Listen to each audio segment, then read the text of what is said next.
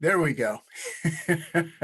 Once again, welcome everyone to our Tuesday talk on designing effective resumes. I'm Michael Robinson, the career coach here at Easter Seals Veteran Staffing Network, also known as VSN for short. I'll be your host and presenter. In this session, we're going to cover some methods to help you craft a smarter resume. But before I do that, I'm going to cover some housekeeping items. This webinar will last approximately 45 minutes with a live Q&A session at the end, as I had mentioned before. If you have any questions, pop those into the chat box. I'll be checking those periodically if I see a lot being chatted. And lastly, let us know how we're doing by completing the end of webinar survey. Once you close out of the application, it should show up on your screen. And it's 5 questions, but those are very helpful for us in obviously helping in deciding on future Tuesday talks. A little bit about me. I'm a retired Marine with the majority of my post-military career having been in HR. I've held positions as a hiring manager, recruiter, and career counselor. In my previous position, I worked as an employment facilitator for the Transition Assistance Program, also known as TAP, helping military members move from the military into the civilian world. During that time, I taught more than 100 workshops to over 2,000 transitioning service members. Please allow me to introduce the VSN to you. The VSN staff understands the employment challenges that veterans and military spouses face because we too are veterans and military spouses. We've matched over 2,700 qualified candidates with employers to fill temporary to permanent, contract, and direct hire positions. The fees from those placements are then reinvested into the coaching services, which has allowed the VSN to coach more than 15,000 veterans, wounded warriors, and military spouses. And this leads me to where I fit in. Our career coaching program just isn't about helping people find a new job. It's about helping people discover what they need in work to be truly happy and to be able to contribute meaningfully to that work. So hopefully they won't be looking for work for a very, very long time. Our process is to help people gain clarity on their career by understanding the core aspects of the employment process, what you see here on this slide. Then they can take control of their job search and reach those career goals. As such, we can help you design an effective resume using the Smarter Resume acronym. And most people ask, what's an effective resume anyway? An effective resume is a resume that best reflects your fit to the employer's needs.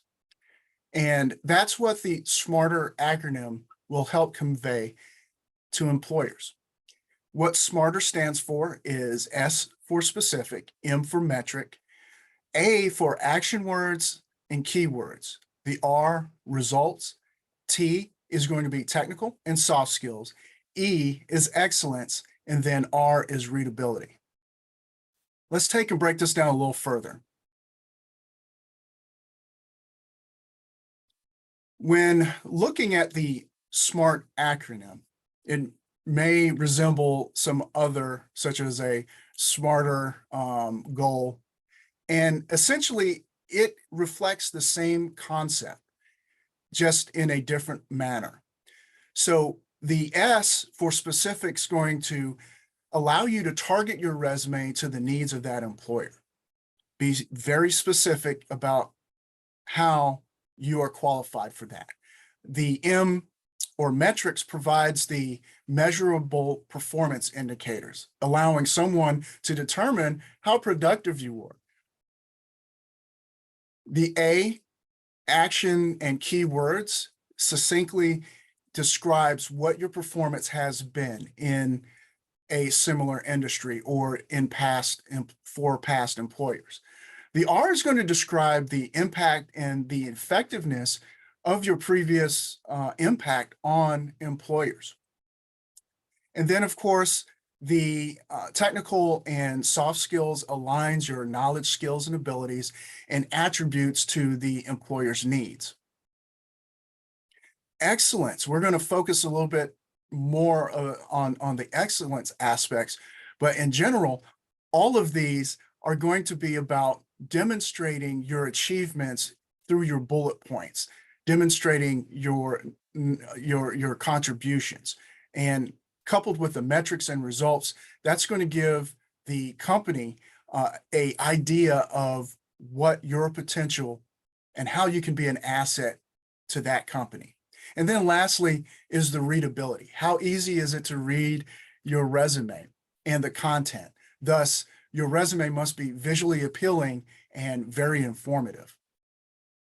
But before we get into actually designing your resumes, let's consider some things that we probably want to take in mind before we do that. And that is going to be think like an employer.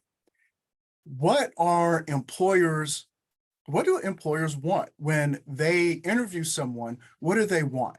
Well, they definitely want someone that understands their business. So they're looking for individuals that has a relative knowledge about what they do and how they do it. So that's where your research comes in. And I'm sure you've heard about this, research the companies. Well, that's what an organization wants. They want someone that understands what they do. Then your technical ability. Are you able to use the systems and processes that they use? In your past employers, you may not have used the exact systems, but if you use something that was relatively close to it, then that is your ability to learn quickly how to use those systems. Self-motivation. I think that's self-explanatory, but that's important to employers because they don't want to hold your hand, and they want individuals and people that are going to contribute to the business. And so that's where that self-motivation comes in. Creativity, adaptability. Are you able to solve problems? And then can you uniquely identify and move as the company changes? Because everything changes. I mean, before COVID, things just seemed to be pretty standard. And then COVID happened, and all of a sudden, everybody had to deal with a lot of changes in the workplace, and we're still dealing with those. So they're definitely looking for people that are adaptable and able to move with the changes. And then, of course, commitment. Not necessarily committed to a particular organization. What they're looking for is your commitment to the profession, your education, certifications, how your contributions to your previous employers. That's what they're gleaning from your commitment. And you're going to be needing to demonstrate this in your resume. So let's talk about first the specific needs of the employer and how we go about tailoring our resume. The first thing you want to do is read the job posting. I mean, really read it thoroughly. Don't just glance over it, because there's a lot of things that you could quite possibly miss. And we want, in order to understand the needs of the employer, you're going to have to read that job posting. You're going to also want to determine your level of interest. And what we mean by this is, are you excited about applying to this position? If they were to call you back for a callback, would you be excited? Or is this, yeah, this is something I want to get done. This is a position I would take, but I'm not really, too enthused about it. That motivation really kind of shows not only in your resume, but it also shows in the interview. So think about that. Determine your level of interest. Highlight the keywords and the qualifications, in particular your skills as they match in the experience and skills section. And if you have a hard time finding these, there are free tools out there, keyword finders, and you can just type that in Google, free keyword finders, and those help out. But they work on kind of a frequency. So the more that the keyword is used, that's going to show at a higher rate. So it's best to kind of take a look at these and use them, but use them in an appropriate way. Don't base it solely on the keyword finder. You just want to choose about 5 or 6 of those and use those in your resume. And we'll talk about that here in a moment. And then, of course, verify that you meet the minimum requirements. Those are going to be those critical skills. From there, you'll want to choose a file type. And there are 4 primary file types. That is your PDF, Word document, your Google Docs, and then a plain text. And I'll talk about that one in a moment. Many of you are probably sitting there, what, plain text? Why in the world would I use a plain text? I'll explain here in a moment. The PDF is probably best for preserving the design and structure, the format of your resume. And this is particularly good if you're emailing your resume to a employer or the recruiters. You may have heard that applicant tracking systems don't do very well with PDF. Most modern applicant tracking systems, or ATSs, don't have a problem processing PDFs. The one thing you want to make sure, if you're going to use a PDF, that it's not an image document. That's where the applicant tracking system will not score it if it is an image. So don't take a picture of it and convert that to a PDF and submit it. You want to make sure that you use the conversion tool from Word or Google in order to get that document into the PDF format. Word and Google Docs are great. They're compatible with all applicant tracking systems. And then you have, lastly, the plain text. You're probably not going to send this to an employer. The plain text document is great for filling out the online application because usually, and in most cases, after you submit your resume, they probably have you fill out pretty much the same information that's on your resume in the online application. And those and that type of online document only usually takes plain text. So if you're using a PDF, Word, or Google, you're going to spend a lot of time trying to get that information that you're copying and pasting in there to look nice. So that's why the plain text document of your resume is going to be beneficial for you to have on hand.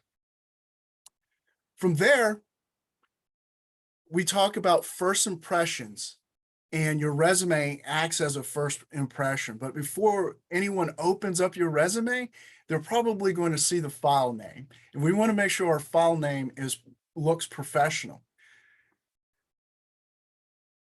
Don't just simply use the word resume as the file name. Remember, first impressions. Don't put version numbers or the date, because sometimes that messes up the applicant tracking system and it may not necessarily process your document the way that you would hope. So avoid using numbers at all in the file name. At a minimum, use your first name, last name, and the word resume. Here are some examples. If you can fit the position title in there, that was great. And it would be an added bonus point if you could use the employer's name or acronym in the file type as well. Keep in mind, you can put like up to 124 characters, but after 30 or 31 characters, it's going to be cut off. So you don't want it to be super long, but you want it to be unique enough so that it's going to identify you. And you also want to display your professionalism. So that is how we would name our resume file name. From this, you're going to want to decide on what kind of layout is going to best represent you. And we have 3 of the most common, which is going to be chronological or reverse chronological, the functional, and combination. All of these have certain advantages and they also have certain disadvantages. The chronological is probably the most well-known and most used, and it is applicant tracking or ATS and recruiter friendly. The reason for that is because it lists your most current role first, and then it all the way to your least current. And that is primarily what recruiters and hiring managers are going to be interested in. What is the most recent position that you've had? If you've had something 15 years ago, well, that's where the disadvantage comes. Because if it was relevant 15 years ago, but it is so far back, the recruiter and hiring manager probably is not going to be very interested in that resume. Um, and it's easy to put together, but it doesn't hide gaps. If you've had gaps in your employment, then because of the way this is structured, that's going to show. And then, of course, it doesn't help those that have switched positions or jobs fairly frequently either, because it's going to show in your frequency of moving from job to job. The functional, on the other hand, it does hide employment gaps because it doesn't put any of your employment dates on the resume itself. It's better for those that have switched positions more frequently. The strength of this is because it's skills based. So as you can see in the way this is formatted, the skills go above the experience. And sometimes, depending on what level you are, preferably this is best for entry level. It can be used for those that are career changing as well. But more than likely, if you don't have any work experience, this is probably going to be the format you're going to want to use. The disadvantage is it's not very applicant tracking friendly, because the applicant tracking system way that works is it groups your experience according to the dates that it was performed. And the way this is formatted, it doesn't connect those successes, those skills under the employment dates. So that's why this doesn't work very well in the applicant tracking system. And it doesn't work very well for recruiters either, because it takes recruiters a little bit longer to try to sort out where you use particular skills. The combination, on the other hand, takes the best of both of these formats and layouts and combines them. So it's both applicant tracking system friendly and recruiter friendly, because it lists the skills first, but it also goes and gives those employment dates also, with bullet points to support those skill sets. This is best for career changers and those that are re-entering the workforce. So if you've been out of the workforce for some time, this is probably the format that's going to work best for you. And then, of course, the cons of this, well, it's time consuming to prepare. You really, really have to strategically structure this to each position that you're going to apply to. And then if it's not well organized, it's going to be confusing to those that are looking at it. And then, of course, it can be longer than the other two types. So those are some of the cons. Along with the format, we have to consider how well does our resume look? And this is a term used, scannability. If you're not familiar with this, what this really means is how easy is it to read your resume?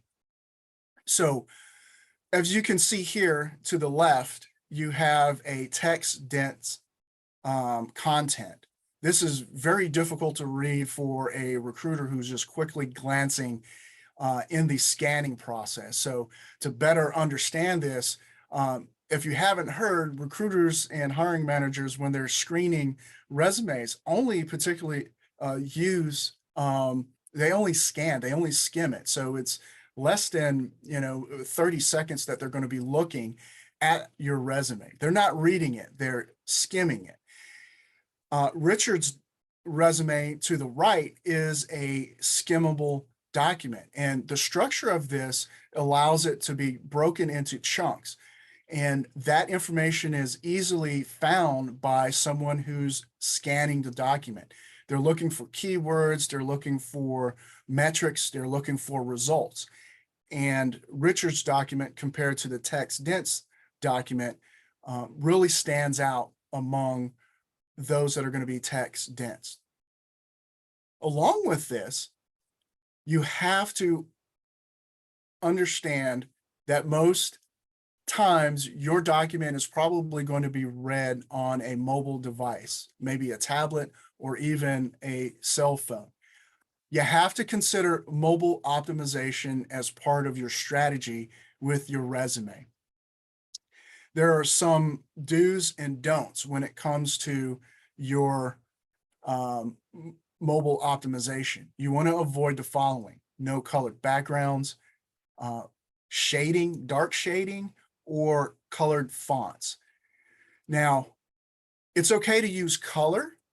A hint of color in your resume adds a little bit of personality. As you can see in the image here, this person used it for their subheaders and lines to break up the document. But you don't want to use it on any of your words. The reason for this is because if someone's looking at it on their phone, they're traveling, they may turn down the brightness because they're trying to save the battery life. And you just want to stick with dark font on a light white background so that it shows up better. Then you want to avoid multiple fonts because don't use more than 2 fonts. The reason is because that can mess up the way it displays on the screen, as well as columns and graphs. They may not necessarily display at 100%. So the person that's trying to read it is going to have to scroll up and down, and they may miss some important information in your document. And we definitely want them to see our achievements and look at our results. So once we have decided on the structure and the format that we're going to use on our resume, then we'll want to compile relevant information. And this is more about gathering those achievements and accomplishments that are relevant to the position. And everybody has them. Sometimes it's a matter of just sitting down and reflecting back on what you've done in your current and past positions. Your technical skills, transferable skills, and soft skills, those are all going to be very important as to how you're able to demonstrate that you have used these skills in the past and what your potential is for the future. Keywords and action words, we'll talk about that. Those are very important in the construction of your bullet points. Metrics, results, and your honors and awards. You're going to want to put those in and wherever you can possibly fit those. Now, many of you have probably heard before that you are supposed to rewrite your resume every time you apply to a job. And that's simply not true. So if you're starting from scratch and rewriting your resume, you may be putting more work and strain on yourself than you need.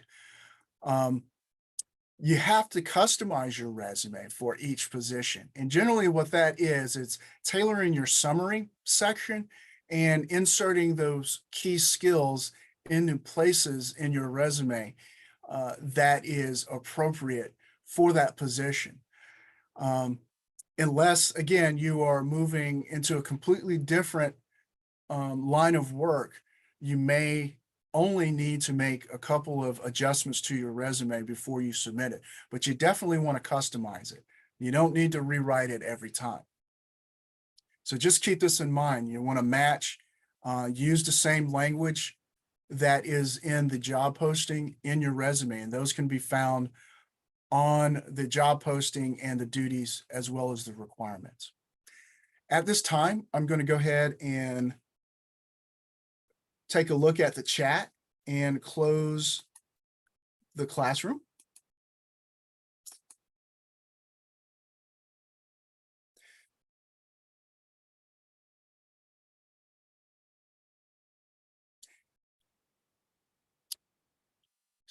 All right. Moving from the construction of your resume, we're going to talk about how, in general, your resume is viewed. And those are certain focus zones that are going to be, excuse me, for some reason or another, there we go. For some reason or another, it was stuck. So we have particular focus zones that recruiters and hiring managers look at in your resume. And if you haven't really considered this, you may want to consider this the next time that you put your resume together. Your summary section, the top 1/3 of your resume, is probably the most important of initially of the resume. So you want to put all relevant information in the top 1/3. And that's usually going to be your professional title in your summary section, your professional title, education, certifications, any relevant experience, as well as accomplishments, big ticket accomplishments. And then, of course, any skills. And then they're going to be really interested in what was your previous job or the current position that you're in. So they're going to look at the next or your first job title. And then, of course, if education is required, they're going to briefly take a look at that. That's mainly to see that you have it. They're not necessarily, excuse me, they're not necessarily going to study that initially. Remember, this is all in less than 30 odd seconds. The way they're going to do it is they're going to read your look at your resume and skim it from the top to the bottom. If it's 1 page, then they're going to move from the bottom to the top. If it's 2 pages, they'll do it on both pages very quickly. And that's just to see if you are hitting structurally all the elements of your resume. And then, of course, whether or not just off that brief glance, they are seeing what they want to see, which is relevant experience and education, et cetera, et cetera. They'll save that and put that off to the side for a deeper read later on. So speaking of summaries, you have 4 types of resume introductions. You have the career objective, summary of qualifications, also known as the qualification summary, resume summary, and then a professional profile. All of these have a particular way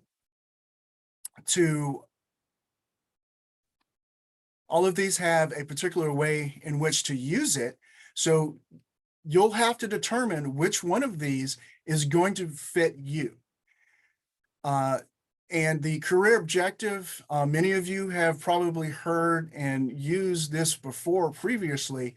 Generally speaking, if you've got more than 2 years of experience, then this is probably not going to be best suited for you because it's looked at as an entry-level type of introduction.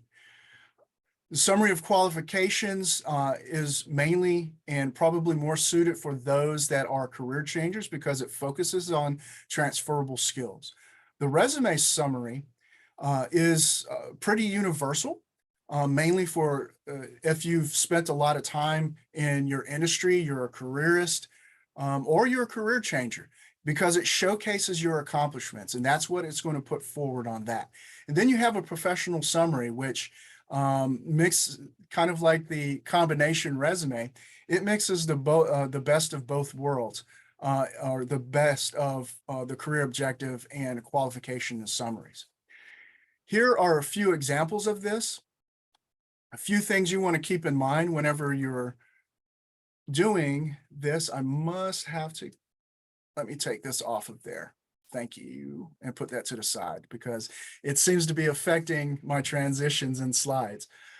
As you see here, the career objective of a customer service representative with 2 years of experience. And the elements that they're using is they're hitting on the number of years of experience. If you didn't have any years of experience, you may want to stick to any volunteer work also is included. It's just non-paid, but it still can count as years of experience if you have relevant work experience. And then, of course, the soft skills and hard skills. If you can fit the name of the employer into any of these, go ahead and do so because that's a key word and it demonstrates that you have tailored your resume for that particular position. So just keep that in mind. The summary of qualifications would look like this. And these can be bulleted or in a summary statement, paragraph format as well. And I've highlighted areas where you can see years of experience, hard, soft skills, some results, as well as impact, and the way that they have here used the 47% decrease. So that's a metric that they use. They inserted a award that they won, as you can see this here. And then, of course, a key skill, which is down here.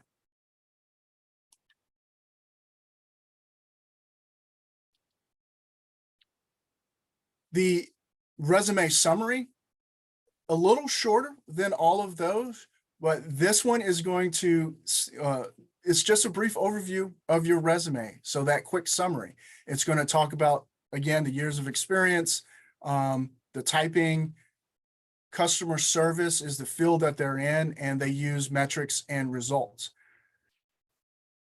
And then lastly, the professional profile. This takes a little bit to get structured correctly, but if you keep those elements in mind, using the job title, your professional title of the industry that you're looking for, years of experience, metrics, results, and then, of course, anything that is related skill-wise to that particular position. From here, typically under a skills section, or excuse me, under a summary or a resume introduction, you'll have a skills summary. And they usually take the shape of the 4. You have key skills, technical skills, relevant skills, and additional skills. All of these, except for the additional skills, usually will go right up underneath the resume introduction. If you recall, and I'll show you this here in a few moments with Richard's resume. Richard uses his additional skills at the end of his resume because he is focusing on his contributions, achievements, and experience in his resume. That's why most people will put a additional skills section because the focus of that resume is a little bit different. When you use the skills section, most people just use it as a keyword dump. I would suggest not doing that. If you're going to put a skill in your skills section, make sure you use that and explain it in your resume experience section or somewhere else in your resume. Just don't put it up there without any context to why you're using or listing that skill in your resume. Talking about accomplishments. Accomplishments is a broad term that we use for the achievements, results, awards, and honors. When looking at this particular resume, Richard does a very, very good job, and I've highlighted some of these areas that he's used his achievements in. As you can see here, he talks about his development of optimizing and serving 300 high value clients. And he uses the results 190 million AUM, or assets under management. You can see down here where he discusses his results, as well as when he brings and talks about the use of increasing his productivity. And then down here, he describes his honors from his college and his grade point average. So that's how Richard has taken and demonstrated his achievements throughout his resume. Next, keywords. When using keywords, we want to select 5 to 6 keywords that are probably most critical from that job posting. And if you haven't been doing this, if you've spent a lot of time in your field, you probably want to create yourself a keyword listing. So as you kind of look through different job postings, write those keywords down because you can take and sprinkle those through your resume. And this is similar to what you see here. And looking at this one, you can see where he talks about financial advisor, estate planning, and a portfolio, as well as financial advice. This is a keyword list. As we move over to this side, as we move over to how Richard uses those, he uses his financial advisor here. He talks about estate planning here, AUM in this section here, and he uses it once or twice throughout the resume. You don't want to use it any more than 3 times, because that would be what we considered keyword stuffing, and we want to avoid that. 3 at the max is going to be good enough for the applicant tracking system to score that resume. And those are going to be prominent enough for the recruiter to identify certain aspects of the keywords in your resume. Moving on to technical skills. So I'm not a financial advisor, so I had to look this up, but evidently there are 4 key skill domains of a financial advisor. Those are sales, client management, or the business execution, and then the technology that financial advisors use. These are usually systems such as client relationship management systems, et cetera, et cetera. Taking a closer look at how he would use his bullet points to demonstrate this, here you can see the top and middle, or top and third bullet point refers to client management. He puts sales in there and demonstrates how he had used, how he sold products and the amount of assets that were contributed and the impact, as well as managing, working closely with the specialists from other branches in order to serve the client. So that's how we would take our bullet points and in this case, the 4 skills domain, and put that to use there. And his additional skills section, what I had talked about before, you can see that down here where he lists his Microsoft Office, as well as Salesforce, and a project management type application or system that he uses there. He also outlines that he's proficient and fluent in Spanish and French, as well as English. So that is versatility there.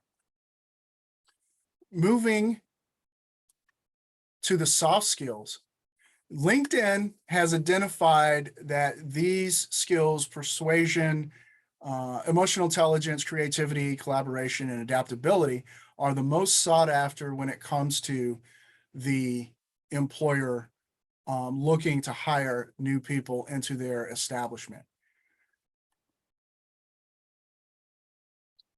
Here, we can talk about the persuasion aspect, the soft skill. He was able to ensure the long and the short and long-term objectives of the investments by talking and providing financial advice to clients.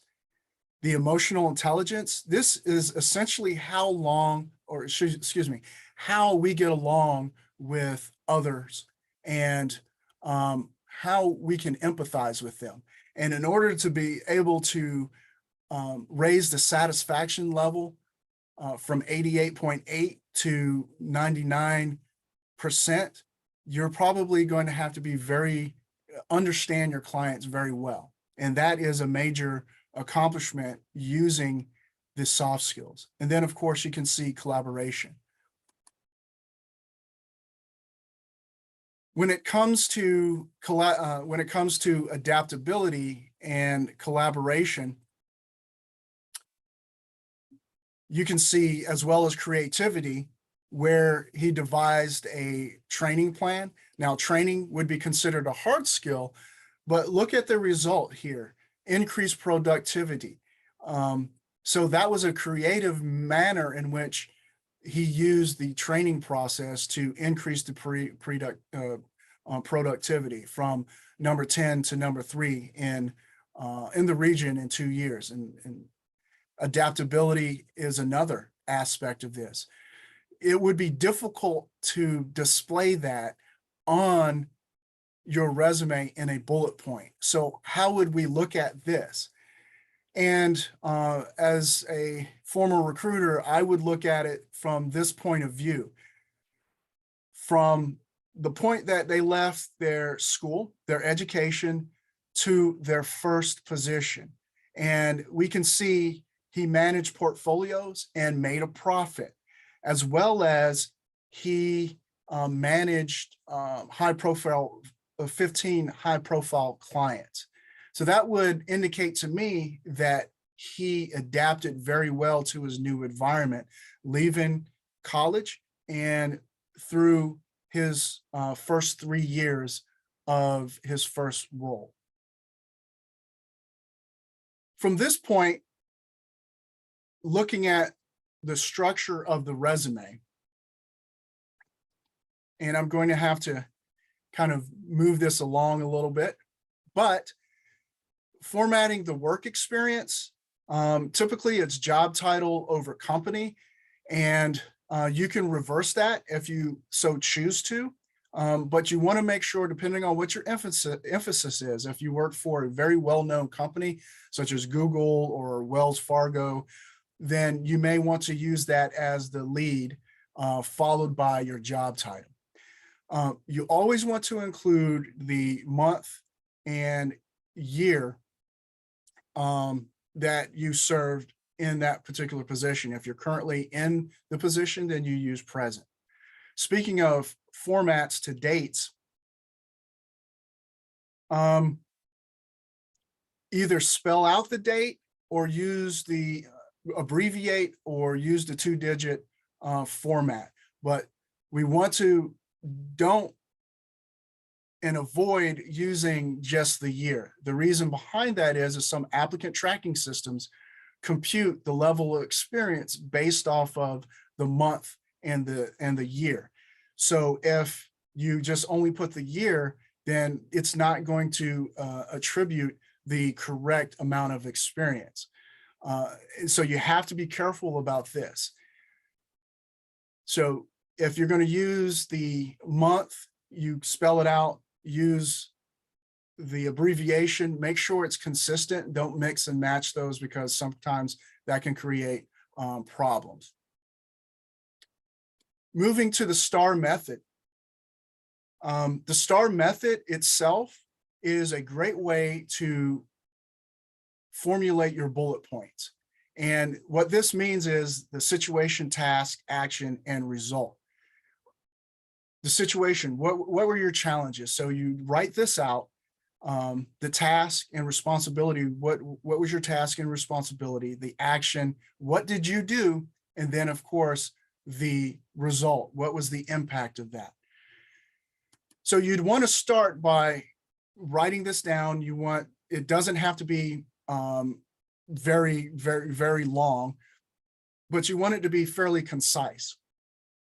Did you keep these things in mind? Did you take initiative? What problems did you solve? Did you save money? What did you do exactly? What was your contribution and your benefit? And then you're going to take that and write it in a short statement, as you can see here in this example, and then devise your bullet point, leading with an action verb or an action word. So serve, created, developed, those are going to be action verbs that demonstrate that you actually did something. Quantify using numbers whenever and wherever you can, as you can see in this example here, where they used 25 customers and then totaling 100,000 at the end of each business day. So those are demonstrating the impact or the result of your efforts. Some things to keep in mind with the STAR statement is make sure your skills and abilities align with that, with the responsibilities and requirements of the position. And then of course, highlight your accomplishments, not your task and your duties. You can use those, but make sure if you're going to use them, make sure there's some sort of achievement there. You only need 1 or 2 lines of text. If you go to 3, then that's pushing. Remember, we don't want to have dense blocks of text. So your bullet points are designed to break up that and use white space. Avoid responsible for, served as, and tasked with, because these are passive. These aren't active. And then of course, don't refer and use personal pronouns. And lastly, don't refer to yourself in the third person. I got a chat here. Give me 1 second.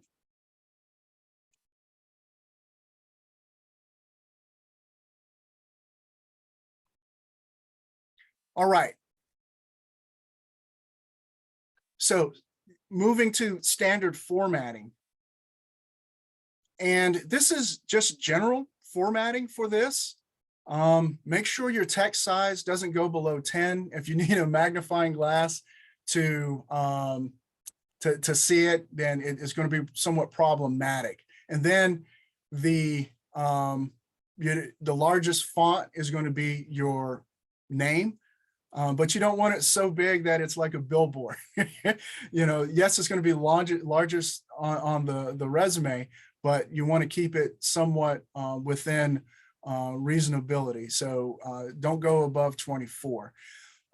Make sure it's easy to read using your fonts. Use some modern fonts. But the reason you want to use modern fonts is because they look good, not only on the screen, but it also looks good in print. Times New Roman is a classic. So if you're going to stick with something, stick with it. That's simple and it's going to be easily read. We talked about the white space, the length, 1 or 2 pages is standard. The margins, believe it or not, people still print their documents. So you don't want to go below 0.5. If you do, that's probably going to cut off some of the information, and we don't want that to happen. Lastly, no graphs, no pictures of yourself, no photographs on your resume. Be cautious of text boxes and columns, and don't use the heading, the header or footer in MS Word. Unless if you are a creative or in a creative industry, and you want to demonstrate your creativity, the resume probably isn't the place for it. As you can see with this My Little Pony resume, that is probably not going to work in a applicant tracking system.